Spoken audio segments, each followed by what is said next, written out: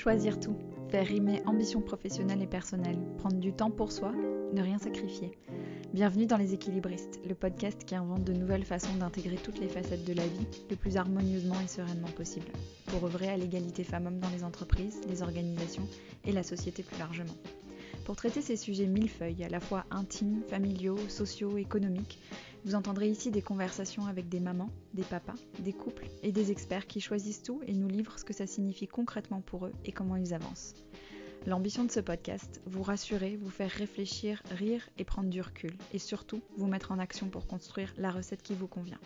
Je m'appelle Sandra Fiodo et ces questions me passionnent depuis que je suis devenue maman et manager en même temps.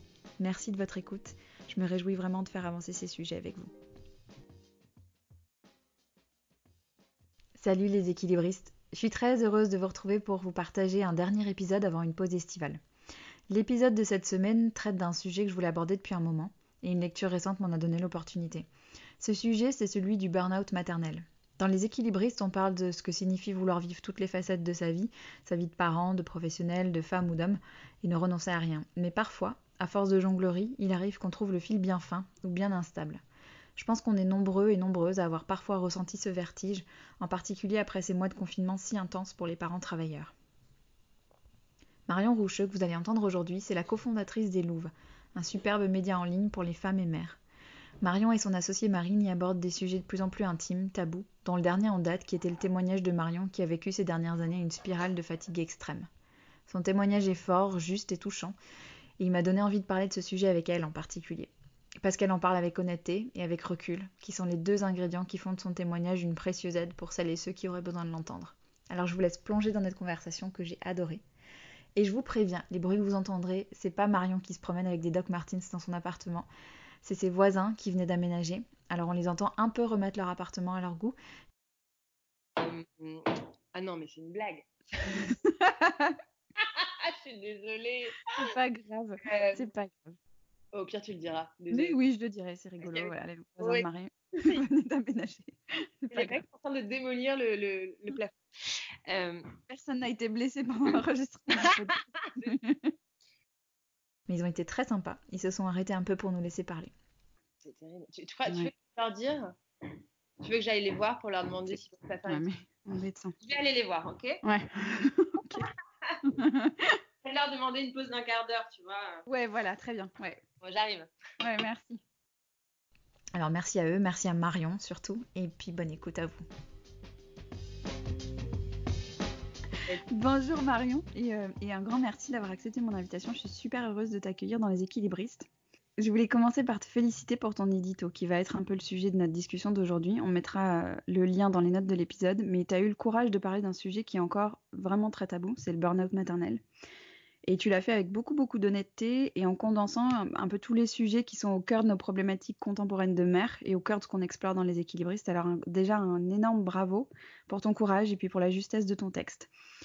Le burn-out, c'est une notion qu'on associe souvent à la sphère professionnelle, alors que dans le fond, c'est une problématique d'épuisement qui peut toucher un peu toutes les sphères. Alors avant qu'on en parle de ton édito et de ton vécu, je voudrais qu'on parle de toi, de ton parcours et de qui tu es. Donc tu es la cofondatrice des Louves, qui est un média haut de gamme en ligne pour les femmes et les mères. Et donc je voulais que tu me racontes un peu pourquoi tu avais lancé les Louves, à quel moment c'était arrivé dans ta vie pro et ta vie de femme. Ouais. Bonjour Sandra, merci de m'inviter pour ce podcast. Les Louves, c'est un média qu'on a lancé avec mon associée Marine il y a plus de 5 ans aujourd'hui. L'idée, on était journalistes toutes les deux et on travaille ensemble depuis quelques années dans la rédaction d'un magazine féminin. Et l'idée nous est venue à la naissance de ma fille, mon premier enfant, donc il y a bientôt 7 ans. Et je commençais à regarder beaucoup de médias parentaux en ligne et je n'y trouvais pas forcément mon compte. Il y avait beaucoup de magazines vraiment axés parents, famille ou grossesse. Et puis après, quelques articles féminins qui parlaient de maternité dans les magazines féminins, mais je ne trouvais pas vraiment l'entre-deux. Et on a eu envie de monter un média qui parlait aux mamans contemporaines, qui s'adresse à elles non pas comme uniquement à des utérus, mais qui prenait en compte le fait qu'avoir des enfants, ça changeait beaucoup de choses après dans tout notre quotidien de femme. Donc on a eu vraiment envie d'un média qui nous ressemble, quoi, de quelque chose de moderne et qui parle de maternité, mais dans tout ce que ça peut englober. Et donc aujourd'hui, on a ce média qui fait plus de 250 000 lectrices par mois, donc on est ravis de cette communauté.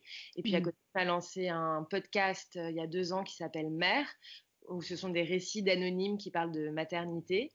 Et, et on organise aussi régulièrement des événements, des talks pour parler de maternité, mais d'une autre façon, et de l'impact que peut avoir la maternité dans notre carrière, dans notre couple, sur notre vie de femme, sur notre rapport à notre corps, à notre sexualité. Donc voilà, on essaye d'avoir une vision un peu globale de ce que c'est de devenir maman aujourd'hui, sans le côté un peu niais que ça peut avoir parfois. Ouais. Et sans s'adresser aux femmes comme si c'était elles les bébés. Ah ouais, c'est exactement ça. C'est exactement ça. Et donc toi, tu as 2 enfants, ils ont quel âge tes petits? Donc 7 ans bientôt, c'est ça J'ai une l'aîné? fille qui va avoir 7 ans et un Ouais, garçon qui vient d'avoir 3 ans. d'accord. Et alors ça m'intéresse qu'on parle aussi de l'arrivée de ta première, parce que finalement, ce que tu décris dans ton édito, c'est à l'arrivée du second. Mm. Mais quand ta fille est arrivée, qu'est-ce qui s'est passé pour toi? Comment ça a bousculé ta vie, dans toutes ses facettes? C'était un peu particulier, enfin, dans le sens où j'avais très peu d'amis qui avaient eu des enfants, en tout cas pas d'amis de mon cercle proche. Donc je suis un peu partie la fleur au fusil dans cette aventure avec mon mec. On était un peu les premiers, pour une fois, on n'était pas si jeunes que ça. J'avais 28 ans, mon mec en avait 32. Mais voilà, on n'avait pas de potes avec des enfants autour de nous. Donc on est parti là-dedans un peu à l'aveugle. Ce qui était très chouette aussi parce que j'avais pas trop d'injonctions, j'avais pas trop de conseils ou pas de pression ni pendant ma grossesse ni au tout début, mais on a aussi eu l'impression d'essuyer les plâtres et de découvrir Ouais. ce que c'était d'être jeune parent en étant actif, en vivant à Paris et on avait un peu cette image aussi avec des potes très libres à côté qui nous disaient mais attends c'est pas parce que tu as un enfant que tu dois t'arrêter de vivre, donc on a un peu essayé d'être ces jeunes parents cool et je crois qu'on s'est complètement planté. On avait cet état d'esprit de se dire attends, si on veut sortir jusqu'à pas d'heure, c'est pas notre fille qui va nous en empêcher, et on va continuer à voyager, et on va faire ci, on va faire ça. Et finalement, je pense qu'on a été un peu dans le déni la première année de notre fille à essayer de vivre comme avant.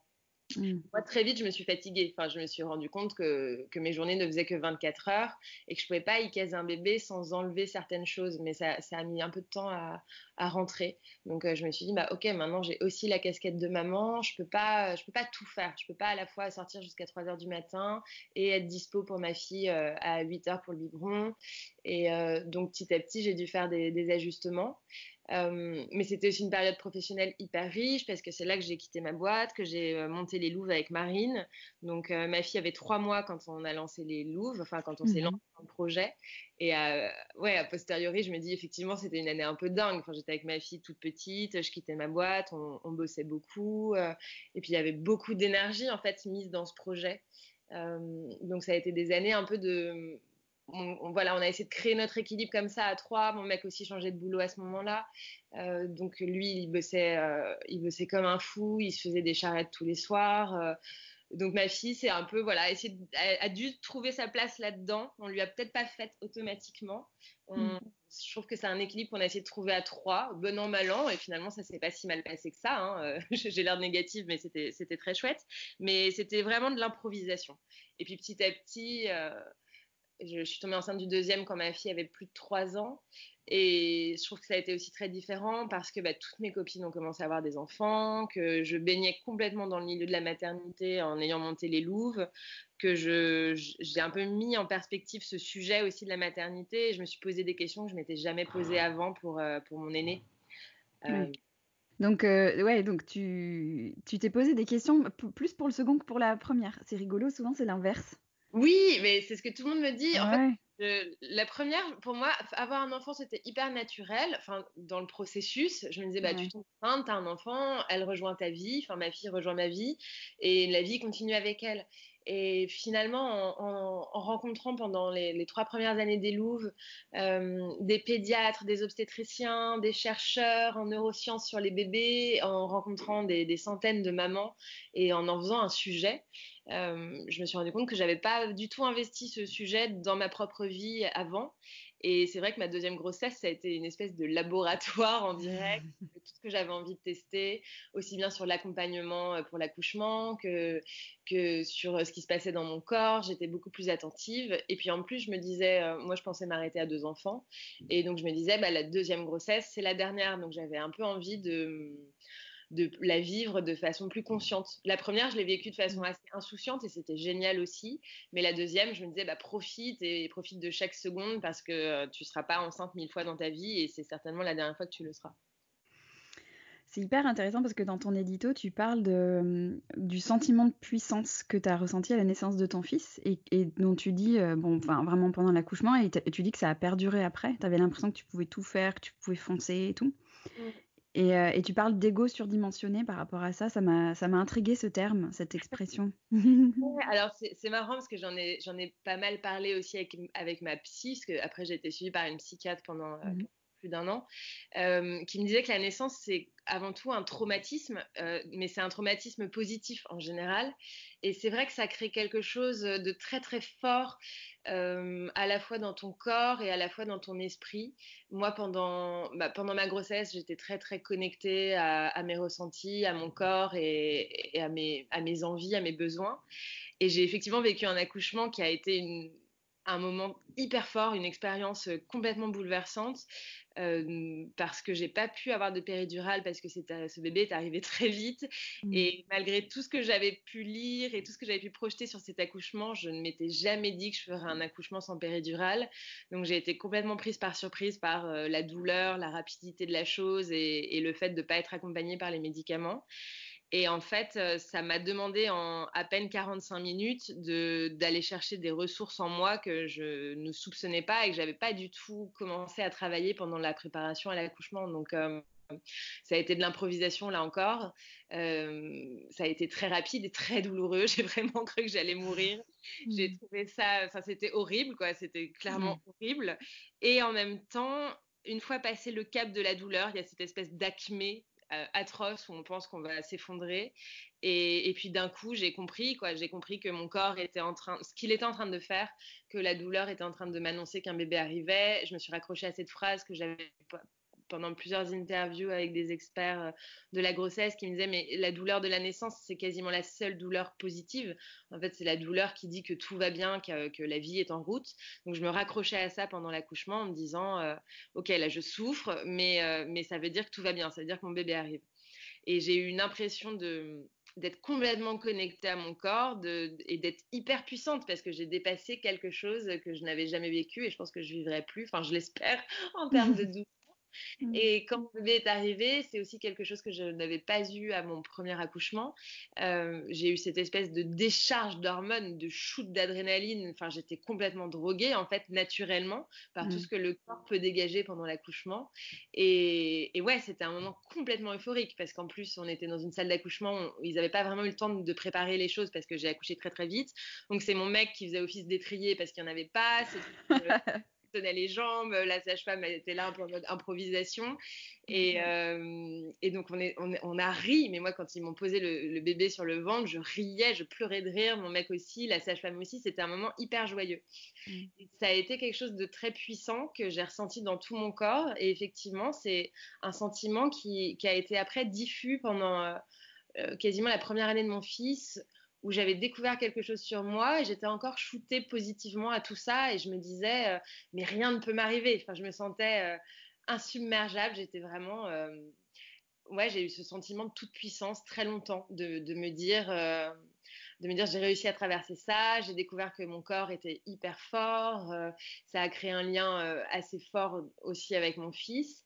Et effectivement, j'étais dans une espèce de vague d'ego surdimensionné de mère, juste de mère, pas dans le quotidien, mais de me dire c'est incroyable d'être mère. C'était bizarre, j'avais pas vécu ça avec ma fille, mais c'est comme si j'avais revécu, enfin comme si j'avais vécu pour la première fois ce moment assez insensé où tu es une espèce de, je sais pas, c'était un truc un peu spirituel aussi, quoi. J'avais l'impression d'appartenir au cosmos. J'avais l'impression d'être liée à des générations de femmes avant moi, de me dire on a toutes traversé cette douleur, on est toutes liées par ça. J'ai enchaîné pas mal d'interviews de podcasts dans l'année qui a suivi pour notre podcast des Louves et j'étais à chaque fois mais habitée par le sujet. Dès qu'une femme me parlait de son accouchement, ça rappelait le mien et je me disais mais on est toutes connectées par ce moment incroyable, enfin complètement magique. Et c'est vrai que ça m'a beaucoup porté par la suite. C'est ce que je racontais dans l'édito dont tu parles, c'est que je suis déjà d'un naturel assez fonceur, j'aime bien faire plein de choses et je me mets jamais de limites et j'ai l'impression qu'il n'y en a jamais. Et là, d'autant plus, je me disais, waouh, physiquement, j'ai vu à quel point je pouvais aller loin et ça m'a porté, quoi. Enfin, en tout cas, j'ai l'impression que ça m'avait porté. Ouais, c'est ça. Ça m'a fait des frissons de t'entendre parler de ton accouchement, c'est rigolo ça. Je suis hyper sensible à ce que tu dis sur cette connexion et tout ça, ça Ouais. me parle vachement. Mais du coup, est-ce que tu crois que c'est ce sentiment-là qui t'a fait... parce que tu parles beaucoup de la fatigue, en fait, dans ton édito. Et est-ce que c'est ce sentiment-là qui t'a fait mettre des œillères par rapport à la fatigue? Je te pose la question parce dans une interview que j'ai faite il y a pas longtemps...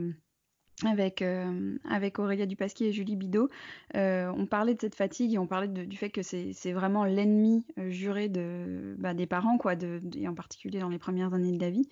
Et j'ai l'impression que c'est ça que t'as peut-être... Enfin, tu me dis, hein, est-ce que c'est ça que t'as pas vu? Est-ce que c'est ça que t'as pas senti? Comment ça s'est passé, cette gestion de la fatigue? Ouais, bah, je pense que devenir maman, c'est aussi ne plus trop s'écouter à un certain moment. Mm. C'est faire passer tes besoins après ceux de tes enfants, notamment dans les premiers mois, parce que c'est quelque chose que tu apprends très vite, c'est que l'enfant est hyper dépendant de toi, qu'il a un rythme qui n'est clairement pas le tien, et il faut que tu t'oublies un peu dans ces moments-là, parce qu'en plus, si tu t'oublies pas, tu rentres dans un système de confrontation et de frustration. Si chaque nuit où je devais me réveiller 3 fois par nuit, si je me disais ah non j'ai pas envie de le faire, c'est encore plus douloureux à vivre. Donc il y a ce moment où tu mets de côté tes propres besoins et où tu t'écoutes pas. Ce que je trouve tout à fait normal les 2, 3 premiers mois parce que de toute façon tu es avec un nouveau-né, il faut le nourrir, il n'est pas encore du tout calé sur les nuits, donc je pense que tu as une phase d'adaptation comme ça qui est tout à fait normale. Et je pense que moi, j'ai raté ce coche après le 3e mois où normalement, tu es censé instaurer un rythme. Et nous, mon fils est né au printemps. Donc, c'était l'été, c'était les grandes vacances. Du coup, je me suis un peu moins stressée qu'avec ma fille, avec qui je reprenais le boulot automatiquement et que je devais caler. Et avec mon fils, pas du tout. Je me suis un peu lâchée, donc je l'ai pas du tout rythmé. Enfin bon, bref, c'était le grand n'importe quoi sur les nuits, sur les siestes. Mhm. Et je pense que j'ai accumulé une fatigue. Moi, en plus, je suis très sensible au manque de sommeil. Et oui, j'ai accumulé une fatigue énorme les premiers mois, d'autant plus que c'est le deuxième. Donc, tu as quand même une autre petite Ouais. vie à gérer pendant ce temps-là. Et qu'en plus, la fatigue, tout le monde l'ignore et tout le monde la sous-estime. Tout le monde te dit c'est normal, tu es jeune parent, tu es fatigué. Enfin, ça fait partie du package. Tu n'as pas le droit de te plaindre. Ouais. Et donc, moi, tous les matins, je me levais en me disant mais mon Dieu, vivement ce soir que je me recouche. Ce qui paraissait évident les premiers mois, mais ce qui, au bout d'un moment, m'a fait me dire que c'était pas très, très normal. Mais tu es déjà dans une boucle, en fait. Tu es Mm. déjà en roue libre et tu te poses plus de questions. Donc, en plus, moi, mon fils a fait ses nuits super tard, mais quand je dis super tard, c'est genre à 16, 18 mois. Donc, Ah je me ouais. suis enchaîné une année très compliquée. J'avais pas vraiment eu de vrai congé maternité. Et en fait, j'ai pris le contre-pied de tout ce qu'il fallait faire et je me suis dit plus j'étais fatiguée, plus j'en faisais en me disant de toute façon si je m'arrête, je m'écroule de fatigue. Donc je préférais en faire plus, quitte à me dire comme ça moi je suis bien crevée le soir et je dors. Et c'est vrai que le premier warning pour moi ça a été la fatigue qui petit à petit en fait a mené à des insomnies. Donc le truc complètement paradoxal. Donc Ouais. moi plus j'en faisais, moins je dormais et moins je dormais, plus j'en faisais comme si j'essayais de compenser en fait. C'est ce cercle infernal de la fatigue. Et tu parles de cette sensation d'être au bord du gouffre. Et au-delà de la fatigue, qu'est-ce que tu as ressenti comme étant... Dans les signes qui m'ont fait comprendre que quelque chose n'allait pas, il y a donc eu la fatigue. La fatigue parce que je dormais de moins en moins, je faisais de plus en plus d'insomnie. Et pour compenser ça, le week-end, j'ai commencé à faire des siestes énormes. Je me couchais à 13 heures en même temps que mon fils et je me levais vers 17, 18 heures. Donc Hmm. ça a complètement déréglé mon rythme de sommeil, mais sans que je m'en rende vraiment compte parce que je me disais, mais en même temps, je dors 2 heures par nuit, forcément, le week-end, je compense. Donc, mais bon, c'est vrai qu'avec du recul, ça paraît tellement évident que c'était pas la bonne idée. Il y a eu ça, il y a eu l'agacement, l'énervement, la colère qui montait de plus en plus. Donc j'étais de plus en plus susceptible, mais ça pareil, je le mettais sur le coup de la fatigue en me disant bah, c'est normal, j'ai dormi 2 heures cette nuit, j'enchaîne une journée de boulot et ensuite j'enchaîne sur les enfants, donc c'est normal que je sois à fleur de peau. Mais en Mhm. fait, c'était plus qu'à fleur de peau, c'est que petit à petit ça commençait à être des engueulades avec mon mec hyper régulières, à être un manque de patience absolue avec mes enfants. Donc, le moindre écart, le moindre mot de travers, je me mettais non pas à râler, mais carrément à hurler. Mais je me rendais pas compte à quel point je dépassais les limites. C'est ce que je dis dans mon édito. Il y a un moment, je comprenais même pas que c'était pas moi l'enfant. Je faisais des colères d'enfant face à mes enfants. J'étais plus colérique qu'eux et eux ne comprenaient absolument pas ce qui arrivait. Et mon mec essayait de tempérer et quand il essayait de tempérer, je m'énervais encore plus fort. Donc il y avait vraiment cette susceptibilité, cette colère en fait latente régulière. Dans les autres signaux qui sont arrivés petit à petit, donc il y avait l'épuisement, la colère, et en fait, là où j'ai compris que ça allait pas, c'est que j'ai commencé à avoir peur de rentrer chez moi. Je repoussais le moment où je devais rentrer, subir, entre guillemets, mes enfants et ma famille. Donc, c'était vraiment le cercle vicieux. J'étais tellement pas prête à enchaîner une journée avec mes enfants, après m'être enchaîné une journée de boulot, que je bossais plus. Je décalais complètement mes heures de rentrée. Donc, en fait, je faisais en sorte que la nounou, au début, prépare le dîner, puis ses petits, en fait, ce soit elle qui gère le coucher. Et en fait, je rentrais jamais avant 20h30, 21h pour être sûre de ne pas avoir à gérer ça. Et petit à petit, je me suis mise à redouter les week-ends en me disant, mon Dieu, il va falloir que je subisse mes enfants tout le week-end, donc le vendredi soir, mais j'en avais des crises d'angoisse à ne pas vouloir rentrer chez moi, mais pas à me l'avouer. En fait, je disais à tout le monde, j'en ai marre de Paris, j'en ai marre des week-ends à Paris. Donc mon mec compréhensif me disait, bah viens, on part. Et en fait, c'était encore de l'organisation qui m'ajoutait de la charge mentale. Donc en fait, je préférais rester à Paris. Et petit à petit, ça devenait ce cercle noir, quoi, rien ne me donnait envie. Et le travail était une espèce de refuge, mais c'était un faux refuge parce que s'épuiser au boulot, c'est pas non plus la solution quand on est déjà à bout de force. Et là où j'ai su que ça allait pas, c'est enfin, il m'a fallu des mois parce que j'étais dans le déni absolu, c'est que je me réveillais tous les matins en pleurant. Donc chaque matin, je me réveillais en pleurant, en me disant je suis trop fatiguée, je vais jamais y arriver, et je pleurais sous ma douche et après je repartais. Donc je repartais pour une journée. Et là, j'ai commencé à aller voir. Enfin, j'avais déjà un médecin qui me suivait. Et je lui ai dit oui, c'est vrai que je pleure beaucoup en ce moment, mais je pense que c'est lié à mes cycles menstruels. Et là, elle m'a dit, vous n'avez pas vos règles tous les jours, Marion. Donc, elle m'a dit, notez un journal de votre corps, notez quand vous pleurez. Et donc, pendant 3-4 mois, je l'ai relu maintenant, parce qu'à l'époque, je ne me rendais pas compte. J'ai noté, et là, je les ai relus récemment, et je pleurais tous les matins et tous les soirs. Et j'étais fatiguée tout le temps. Donc, j'avais mal au ventre, j'avais mal au dos. Et je le notais, et ça me paraissait normal. Et donc, mon médecin, au bout de 4 mois à ce rythme-là, m'a dit écoutez, là, vous êtes en plein burn-out. Et je disais, mais pas du tout. Enfin, j'adore mon taf, je suis hyper fonctionnelle dans le boulot. Enfin, je ne voyais pas du tout. Pour moi, le burn-out, c'était dans la sphère professionnelle et pas personnelle. Et elle m'a dit, mais c'est pas forcément lié à votre boulot. Elle me dit, vous êtes en surchauffe. En fait, le burn-out, c'est un moment où vous ne pouvez plus rien faire rentrer dans votre système. Vous avez trop de choses. Il faut absolument ralentir, prioriser, changer votre mode de fonctionnement.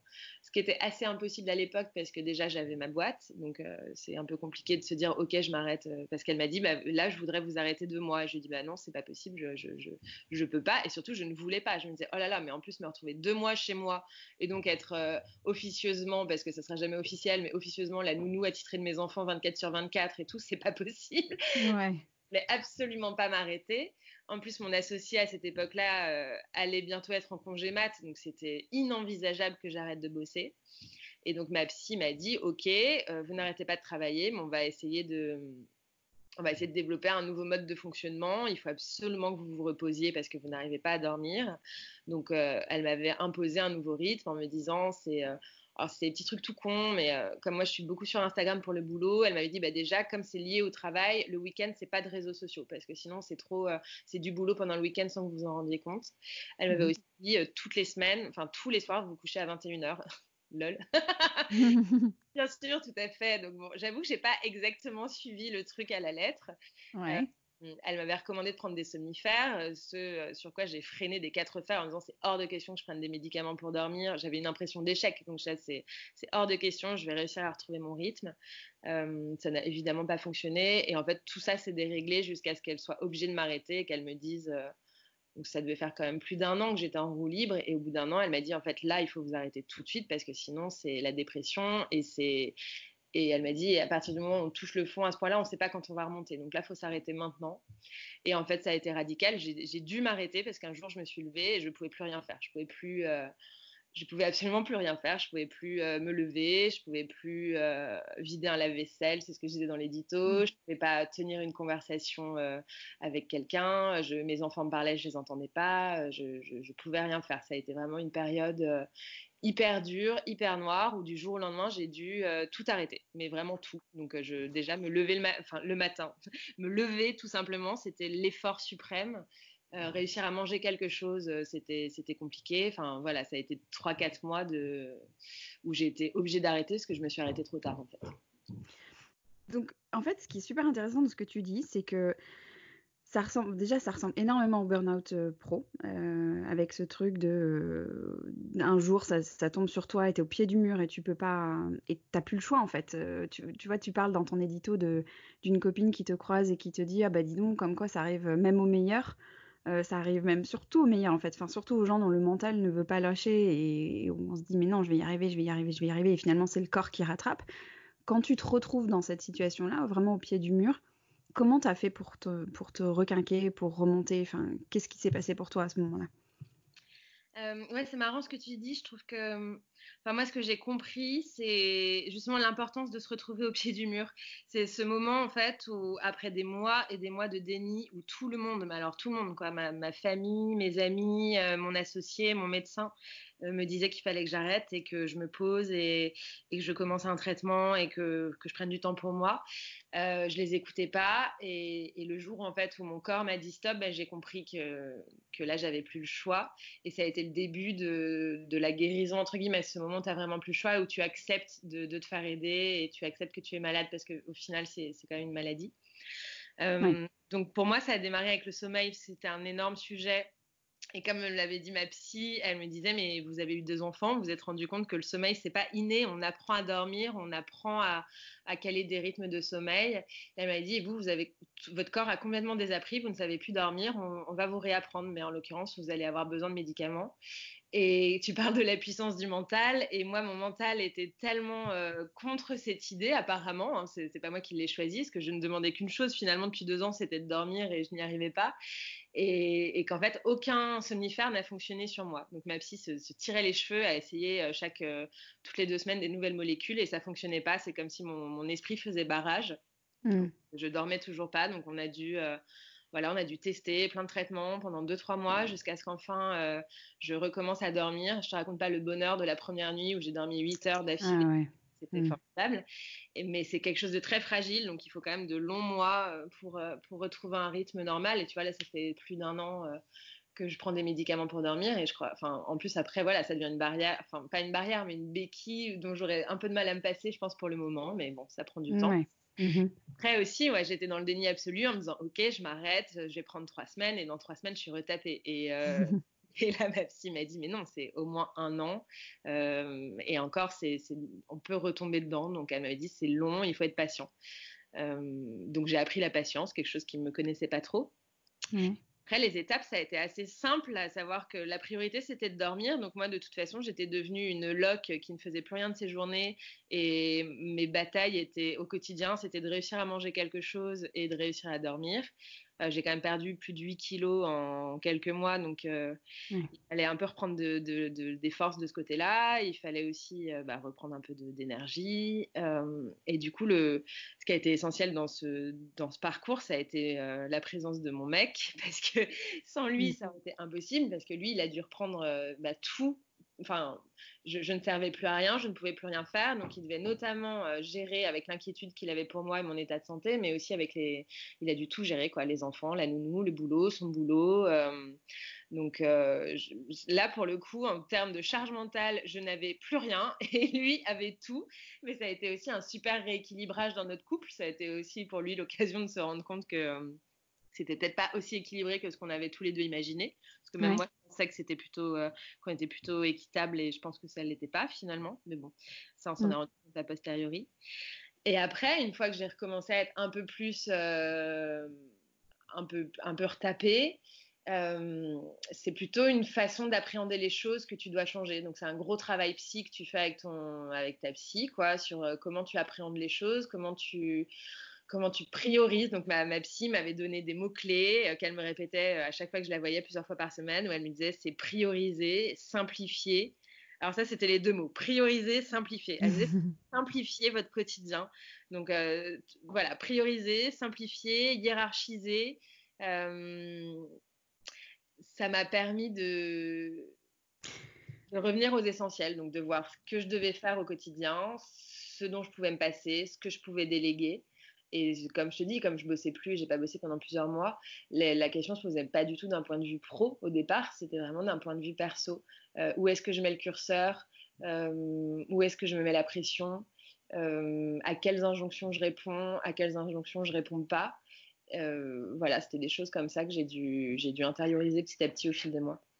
Il y a plein de choses sur lesquelles j'ai envie de rebondir dans ce que tu viens de dire, mais la première chose, c'est, tu vois, quand on parle de priorisation, on parle de simplification, ça veut dire quoi concrètement? Tu vois, qu'est-ce que ça a changé concrètement? Par exemple, qu'est-ce que tu as simplifié dans ton quotidien? Bah, tu vois, par exemple, on a fêté les 6 ans de ma fille. Euh, Mhm. hum, moi, j'avais commencé à mettre des curseurs hyper hauts sur plein de sujets. Donc, chez Mhm. moi, on mange que bio. En plus, je suis végétarienne. On fait hyper attention à la provenance de ce qu'on mange, etc. Un goûter d'anniversaire de ma fille, je voulais qu'il n'y ait rien de jetable pour être éco-responsable. Et du coup, un goûter d'anniversaire devenait une espèce de montagne absolue. Alors, je me collais pas à la pression pour faire un anniversaire Instagrammable. J'étais pas du tout dans ce truc-là.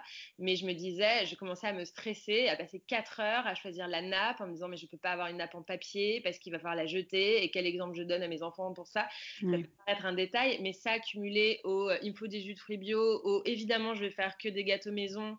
Et j'en arrivais à rester 4 heures dans un rayon Emma à chercher les pochettes dans lesquelles j'allais donner les cadeaux aux enfants et à culpabiliser en me disant mais en même temps c'est des pochettes en plastique et en même temps me dire mais meuf tu vas pas non plus aller te mettre à coudre des pochettes en tissu.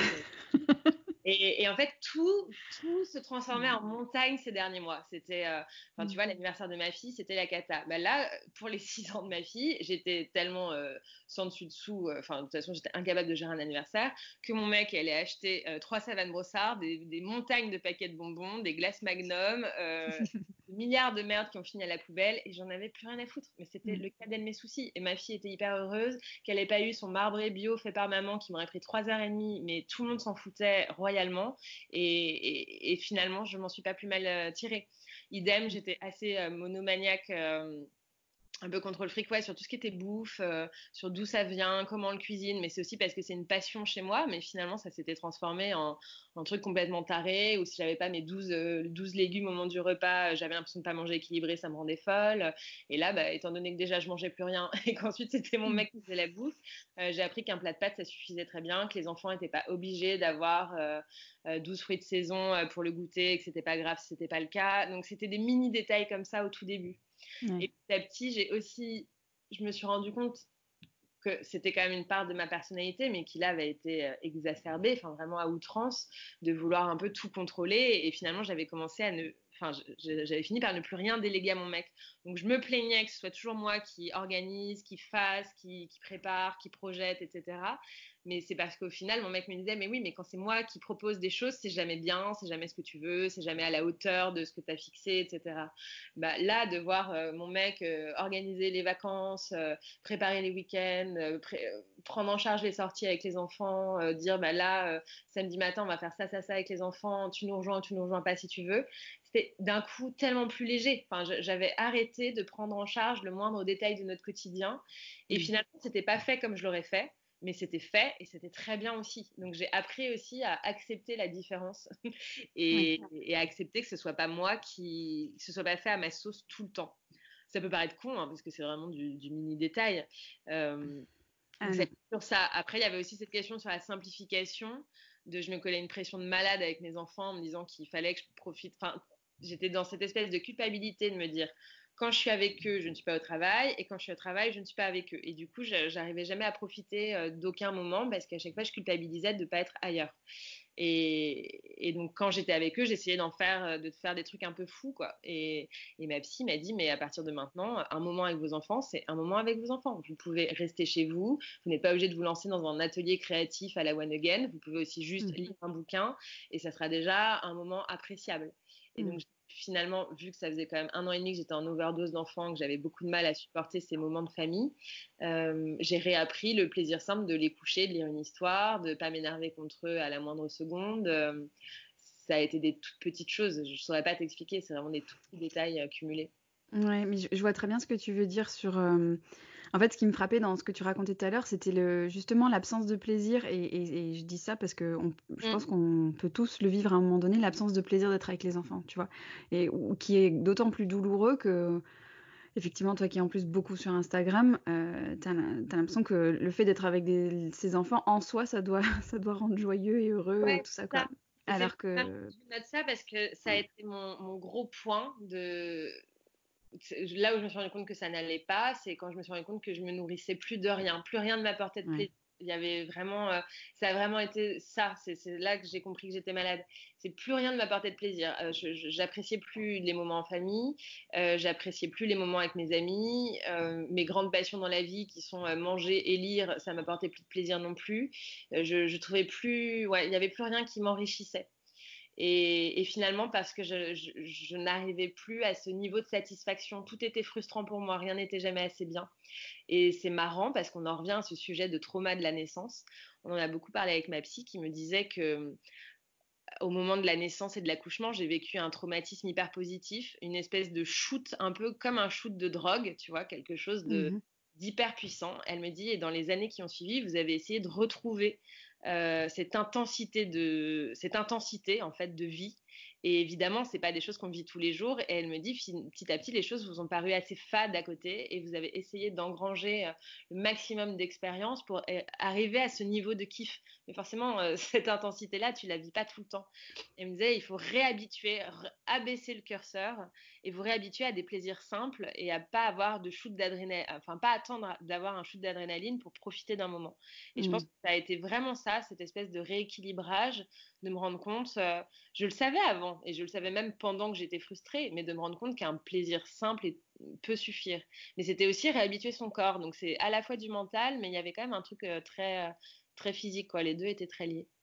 Et comment ça s'est passé le confinement pour toi? Parce que c'était dans une période du coup où tu te remettais doucement. Enfin, comment tu l'as vécu? Ah ben moi c'était formidable. Pour moi le confinement n'a rien changé. Enfin c'est ce que je disais à cette époque-là aux gens qui étaient autour de moi. Je leur disais mais moi j'ai vécu le confinement l'année d'avant. Enfin j'étais complètement enfermée, j'avais plus de vie sociale. Mon seul lien avec l'extérieur c'était mon mec et un peu mes enfants. Euh, donc le confinement, je l'ai vécu avant. Et là, j'étais limite soulagée de voir que tout le monde était dans le même cas que moi et qu'en fait, je ne ratais plus rien. Mmh. On était tous dans la même situation. Et en plus, moi, les mois qui ont précédé le confinement, j'ai fait un tel travail sur moi, un tel cheminement pour apprendre à me connaître, à me recentrer, à être bien avec moi-même. Ça a été un énorme boulot que je pense qu'il y a beaucoup de gens qui ont flippé de ce début de confinement à se retrouver seuls avec eux-mêmes et avec leur famille. Ouais. Et je me disais, moi, c'est un travail que j'ai fait avant. Je sais pourquoi c'est ma famille. Enfin, je sais pourquoi je suis avec ces gens. Je sais pourquoi je les aime. J'avais déjà compris que ma famille, c'était mon refuge, que j'étais bien avec eux. Et qu'en fait, je n'avais besoin que d'eux. Finalement, quand tu traverses une période aussi compliquée que celle que j'ai vécue, tu reviens vite aux essentiels. Et les essentiels, c'est les gens que tu aimes. Il n'y a rien de plus, il y a rien de plus con, mais c'est vraiment ça. Et Mmh. du coup, confinement, je me disais, bah, moi, à partir du moment où je suis avec ma fille, mon fils, mon mec, il peut rien m'arriver, tout va bien. Et donc, ça a été un moment en plus où j'avais le droit de ralentir. Et moi, c'était le moment où je commençais à reprendre un peu du poil de la bête et où, du coup, je me suis remise tout doucement à bosser. Je me suis remise dans le rythme du boulot. Et comme c'était au ralenti pour tout le monde, c'était parfait, ni vu ni Ouais. connu. Et en plus, je commençais à profiter de mes enfants depuis peu, à vraiment à nouveau savourer les moments passés avec eux. Et là, ça a été merveilleux de pouvoir être avec eux sans subir. Je t'avoue que le confinement serait arrivé 3 mois plus tôt, ça aurait été cauchemardesque parce que j'aurais jamais pu vivre en huis clos avec des gens alors que j'avais besoin de silence absolu, de solitude, de temps juste pour moi. Mais là, c'était la meilleure chose qui pouvait m'arriver. Ouais, ouais. Et alors, tu parles il y a 2 choses, dont je voudrais parler par rapport à ce que tu viens de dire. Tu parles d'un truc, dans ton édito et dont tu viens un peu parler là, mais ce qui est fondamental, c'est tu vois, de savoir faire le tri entre tous les conseils, les injonctions, parce que mine de rien, tout ce que tu décris jusque-là, c'est quand même énormément teinté d'injonctions sur, ce que doit faire une mère, ce que doit faire une femme, et cetera, pour se connecter à ce qui est le plus important pour soi. Et ça, c'est le travail que tu as fait, en fait, toute cette année-là, c'est ça? C'est vraiment arriver à comprendre ce qui était pour toi le plus important, indépendamment de ce que tu avais acquis comme, devant être important. C'est un peu ça l'idée? Oui, c'est ça l'idée. Je pense que aussi, quand j'ai commencé à perdre pied, j'ai plus, il y a de nombreux mois, je me posais beaucoup la question du sens. Euh, Mmh. et je pense qu'on arrive aussi à un moment de nos vies, une fois qu'on a eu nos enfants, qu'on se dit qu'on n'en aura peut-être pas d'autres, où on se dit, bah, en fait, j'ai monté ma boîte, j'ai mon mec, j'ai mes enfants, et qu'est-ce qui se passe après? Enfin, c'est quoi les prochaines étapes? Et je me disais, bah, souvent, tu as les étapes que tu vois chez les autres, où on te dit que c'est à ça que va ressembler la vie, et moi, ça me parlait pas, et j'avais du mal, en fait, à savoir ce qui allait me rendre heureuse et donner du sens à ma vie dans les mois et années qui allaient venir. Et il a fallu que je détricote beaucoup euh, ce qui venait de l'extérieur et ce dont moi j'avais vraiment envie et besoin. Et ça a pris beaucoup de temps, et je pense que c'est des questions qu'on ne se pose pas avant un certain âge aussi, parce qu'on Mmh. est dans le flux, dans le flot de la vie, qu'on fait nos enfants, qu'on est jeune, que c'est cool, qu'on construit. Mais je me disais, bah, une fois qu'on a construit tous les piliers, ça sert à quoi? C'est une base pour quoi? Et puis je sais pas si tout le monde a forcément une vocation ou tu vois, le sens, ça peut être très con. Moi j'ai une amie qui me disait, mais moi, c'est faire des projets avec mon mec. Et j'étais, ah, mais oui, mais quel projet? Enfin, j'étais en mode, je savais pas. J'avais comment, c'est quoi après? Je fais quoi après? J'avais l'impression que justement, il y avait finalement peut-être pas assez d'injonctions. On m'avait pas donné de trucs à faire. Je sais pas, j'étais un peu perdue, quoi. Mmh. Et je pense que ce que j'ai appris ces derniers mois, c'est à pas me fier aux autres. Je me suis rarement comparée aux autres, mais en tout cas à pas me fier à eux ou à pas essayer d'imiter ou trop m'inspirer d'eux, mais plutôt aller chercher la solution en moi, à me dire ok, qu'est-ce qui m'anime, qu'est-ce qui me rend heureuse, qu'est-ce qui me nourrit. Tu m'en parlais de ça tout à l'heure, de ce qui t'apporte de la joie ou pas, euh, Mmh. ce qui te donne du plaisir, et c'était les vraies questions que j'ai commencé à me poser en me disant bah, qu'est-ce qui me nourrit, qu'est-ce qui me fait plaisir, qu'est-ce que j'ai envie de faire, et puis après se poser la question aussi de qu'est-ce que tu as envie de faire avec tes enfants et avec ton mec. Genre, on est quand même Mmh. une couple là-dedans, et de se dire bah, ce qui me nourrit, est-ce que c'est aussi quelque chose qu'on peut partager tous les quatre, mais je trouvais que c'était les bonnes questions. J'avais un peu assaini les bases, et c'est un cheminement. Il n'y a pas de. Puis, Ouais. ce que je trouverai aujourd'hui, ce sera Mmh. certainement pas celle de l'année prochaine ou dans 5 ans, mais il me manquait un peu ce genre d'objectif, et ça m'a fait du bien, tu vois, de tout remettre à plat. Mais j'adore ce que tu dis. Je trouve que c'est exactement ça, en fait. C'est que tu te dis, tout ça, c'est un cheminement. C'est un peu tout c'est la vie, quoi. C'est qu'on chemine et qu'on n'est jamais arrivé, en fait. On n'a jamais la réponse Et c'est ça qui est définitive. chouette. Mais après, moi, Ouais. c'est ça qui me faisait flipper, c'était de me dire, ah ok, donc il n'y a pas une solution. Et j'envisageais les choses en me disant, mon Dieu, mais c'est bataille après bataille. Et Mmh. le travail avec ma psy m'a fait comprendre que non, c'était pas des batailles, c'était des étapes ou des expériences, mais il fallait pas que je l'appréhende avec les larmes au poing, tu vois. Il fallait que j'y aille juste avec douceur. Douceur. Ouais. Ouais, c'est le mot, c'est exactement ça, c'est la douceur. Je sais plus, je lisais un post ce matin sur, tu sais, de Elizabeth Gilbert, tu sais, qui a écrit Mange, prie, aime, Ouais. et qui parle vachement de douceur. Et c'est un truc qu'on s'applique finalement assez peu, hein, souvent, quand Ah, on est maman, qui bosse, qui machin. Et alors, une question que j'ai pour toi aussi, c'est, tu vois, j'ai l'impression que ça fait déjà quelques années qu'on parle de la dépression postpartum et tout ça, et que ça, c'est intégré dans le fait que ça existe, c'est connu, c'est compris. Donc les femmes qui vivent ça, elles sont peut-être plus à l'aise pour en parler, pour trouver de l'aide, etc. J'ai l'impression que le burn-out maternel, c'est le prochain sujet tabou qu'on va commencer à aborder. ouais. Pourquoi tu penses que c'est encore si tabou? Mais je pense que je sais pas. Alors, je sais pas si c'est tabou déjà. Je pense que c'est juste mal connu. Mhm. Ouais, peut-être, ouais. Je pense qu'on parle beaucoup de burn-out professionnel. Ouais. Déjà, ça a mis beaucoup de temps à être reconnu, reconnu dans le sens à identifier puis reconnu. Et sur le burn-out maternel, même moi, ma psy m'a jamais dit que je faisais un burn-out maternel. C'est moi qui l'ai déduit. Elle m'a dit que je faisais un burn-out et que j'étais en dépression. Et moi, le côté maternel, je me suis dit, bah oui, parce que je suis complètement. Enfin, je lui disais, je comprends pas. J'adore mon job. Je suis hyper efficace au boulot. J'ai beau dormir 2 heures par nuit. Enfin, mon job, c'est mon refuge et j'adore ce que je fais. Et j'ai lu des centaines de pages sur Google pendant mes nuits d'insomnie sur le burn-out. Et je savais, mais je ne suis pas en burn-out. Enfin, j'étais là, moi, mon boulot, il n'y a aucun souci. Enfin, tous les symptômes qui donnaient du burn-out professionnel, c'était pas moi. En revanche, quand j'étais allée voir sur la définition de l'OMS du burn-out, effectivement, les symptômes étaient les mêmes, mais pas le rapport au boulot. Donc, c'est là que j'en ai compris que c'était plutôt un burn-out généralisé. Après, ce que me disait ma psy, elle me disait, c'est un entre-deux, enfin, c'est à la fois pro, à la fois perso, c'est une fois que tout est mêlé, tout est mêlé. Bref, ça pour revenir sur le sujet tabou, je pense qu'il y a aussi ce truc tous les symptômes que j'ai eus, je pense que c'est ce que je dis dans mon édito, on les a tous à un moment ou un autre, tu vois, on a tous ce moment où on se sent un peu au bord du gouffre, ce moment où on n'en peut plus de nos gosses, ou ce moment où on a juste envie de temps pour soi, et c'est pas pour autant qu'on fait un burn-out, tu vois. Parfois, on est sur le fil et c'est normal, on peut être fatigué, épuisé, plus avoir d'énergie. Mais je pense que sur cette définition du burn-out et de ce que c'est, il y a aussi après la difficulté à savoir par qui se faire aider. Tu vois, moi, j'en parle à des amis qui me disent, enfin, j'en ai parlé à des amis qui me disaient, bah, prends-toi un week-end, prends-toi des vacances. Toi, tu sens que c'est plus profond que ça, tu sens que ça va pas t'aider. Et puis tout le monde, enfin, c'est ce que je te disais au début de notre discussion, c'est que tout le monde te dit, ouais, oui, c'est normal que tu sois crevé, c'est normal que, voilà. Donc, et il y a toujours quand même un petit complexe d'aller voir le psy. Je pense que c'est ça qui est un peu tabou en France, c'est d'aller voir un psy quand on n'a pas eu, puis d'aller voir un psy pour lui dire, bah, salut, je suis épuisée, je dors pas.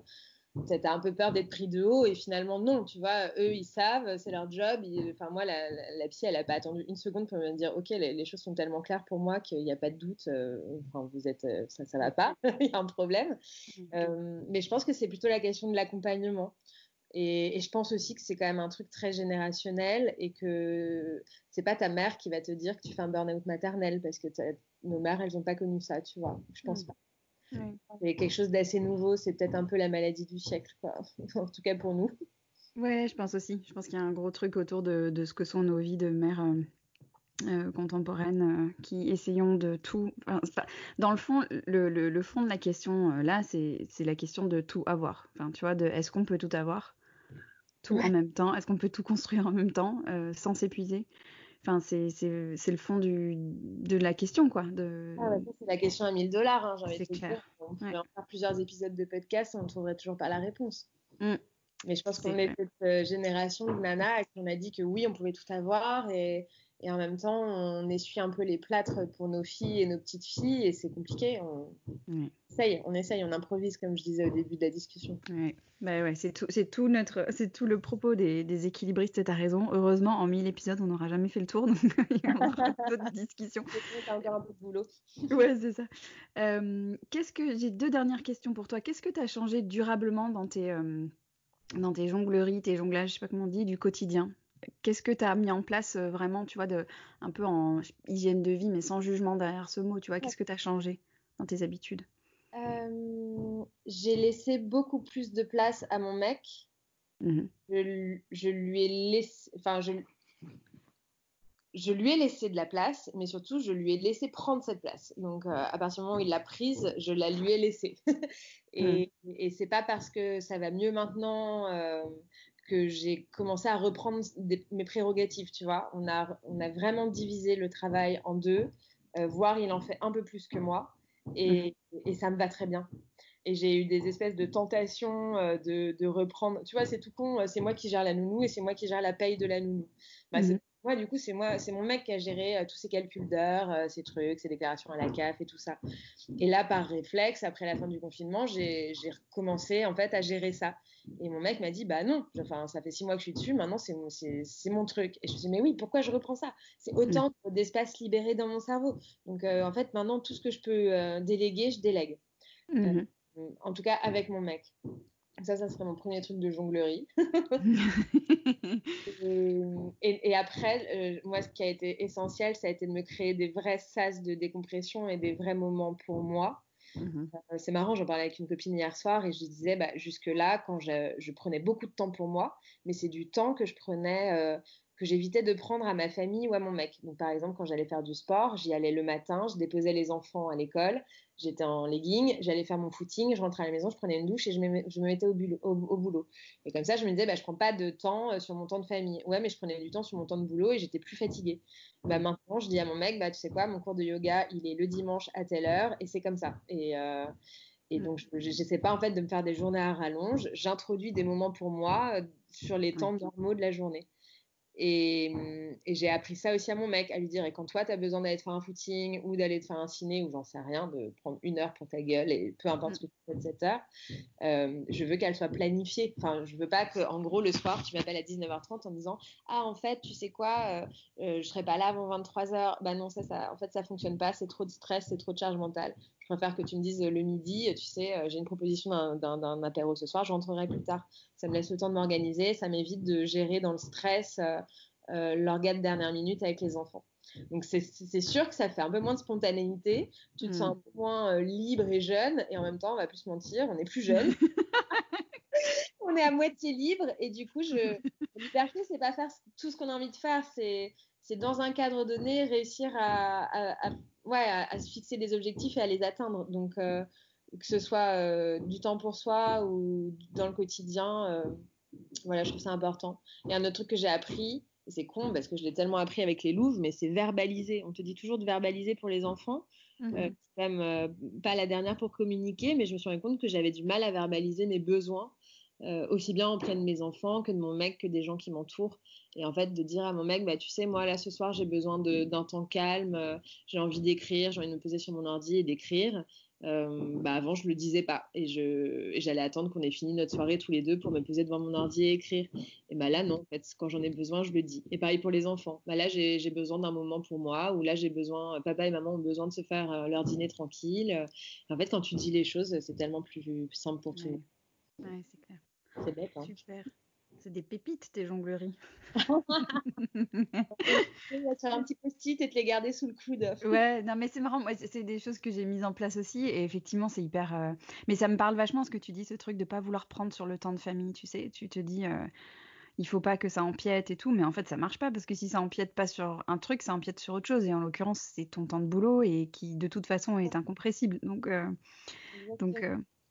Moi, j'avais ce truc du oh mon Dieu, le week-end c'est sacré, c'est du temps pour mes enfants et mon mec, et sinon on se voit jamais.